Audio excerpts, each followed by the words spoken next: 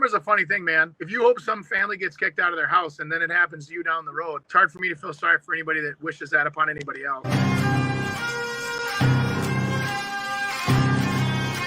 What do you say to people who are hoping for a housing crash? Go to hell. Pretty much. I mean, it's silly. Why would you even want that? I mean, maybe as an investor, you're going to be able to pick up on other people's misfortune. To me, there's no sense in asking, wanting, or thinking, or believing. I mean, you can believe in it, but no one's been able to predict a housing crash. I mean, they're not predicting a housing crash here. That's not the prediction that's happening. They're saying we have 10 years of short inventory is what we have coming. Everyone's saying, yeah, the interest rates are going to go up, but there's not a housing crash that's going to happen. Could it level off more? That's fine. I have no problem with that. But to want it to crash is just completely silly. I don't see one reason why you'd want that. It's just false information. I think it's somebody saying they want it to crash so that they can get into the market and afford something. But in all reality is if the market actually crashes like it did before, the whole banking industry is set off and the risk thresholds go crazy. And what'll happen is technically a lot of people will lose their jobs. All of a sudden, you may not even be qualified as a buyer. So the fantasy that houses would drop back down to a level that we saw in 2006, I think is a little crazy. Before you say, I think we're heading into a bubble, if you look at the research and you actually spend the time, who's telling us this information, where did they get it, look at the sources, and you can make better decisions. I agree with you, Chris. We're looking at a supply and demand issue. It's that simple. I got firsthand front row seat to a lot of people that lost their house, lost pretty much everything that they had. It wasn't a pretty sight, and what they had to do over the next 5, 7, 10 years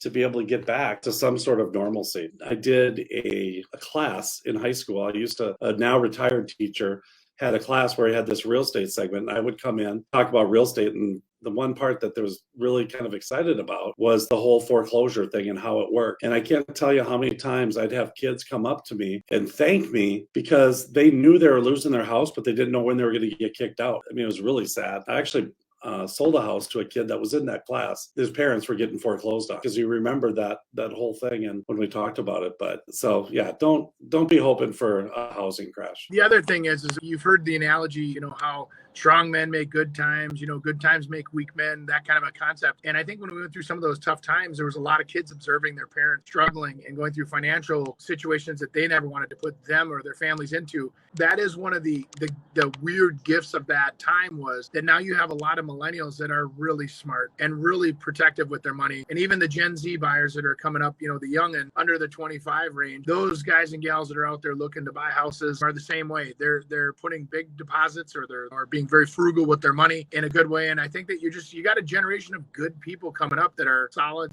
people. Yeah, this is just a very hot topic on the Twitters and the Reddit. Everyone wants prices to be affordable, so they're kind of preying on the downfall of the market, which is quite sad. Is your son going up? Is your son going down? You know what I mean? And how do you want to live your life? You want to live off of somebody else's losses? I guess that's your choice, Whoa. Karma's a funny thing, man. If you hope some family gets kicked out of their house and then it happens to you down the road, it's hard for me to feel sorry for anybody that wishes that upon anybody else.